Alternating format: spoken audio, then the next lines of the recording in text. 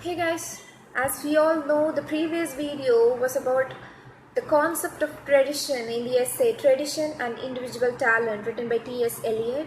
So now we are moving into the part 2, that is the theory of impersonal poetry.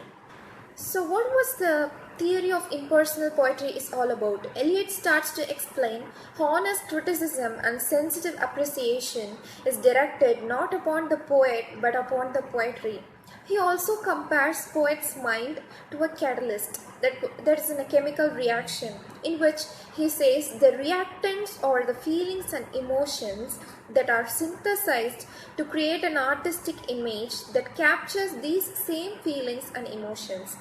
While the mind of a poet is necessary for production, it emerges unaffected by the process.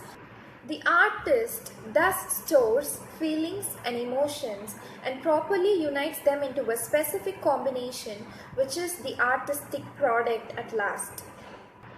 In this part, Eliot also explains something about the poet, his personality, and the common man's personality.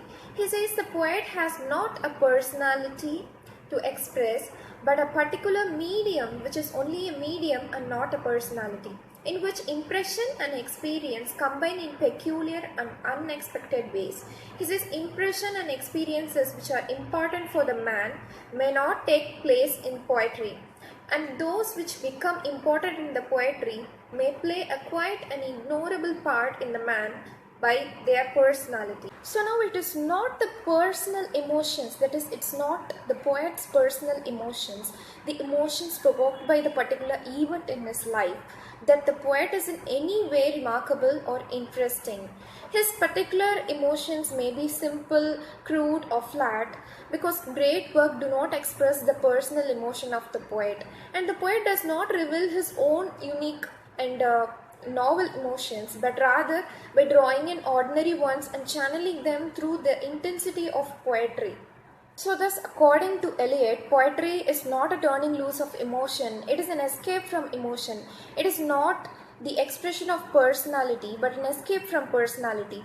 But of course, only those who have personality and emotions know what it means to, or happens to be, or want to escape from these things. Since successful poetry is impersonal and therefore exists independent of its poet, it uplifts the poet and can incorporate into the timeless ideal order of the living literary tradition. At last, Eliot says about the individual talent, especially in the arts, is a genius that one is born with. Instead, a talent is acquired through a careful study of poetry, he says. So after all these explanations of conception of tradition and theory of impersonal poetry, Eliot steps into the conclusion part, that is the final part. He says, according to him, the emotion of art is impersonal, and the poet cannot reach this impersonality without surrendering himself wholly to the work to be done.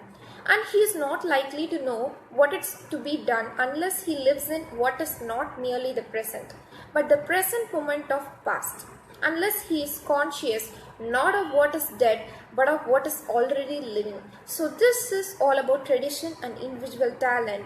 So with this short explanation about the essay Tradition and Individual Talent, we can come to a conclusion with 3 extracts. Number 1, tradition doesn't mean a blind adherence to the ways of the previous generation.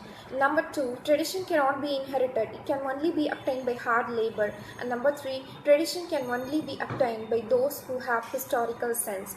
And don't forget to comment, share, subscribe and like the video. Thank you.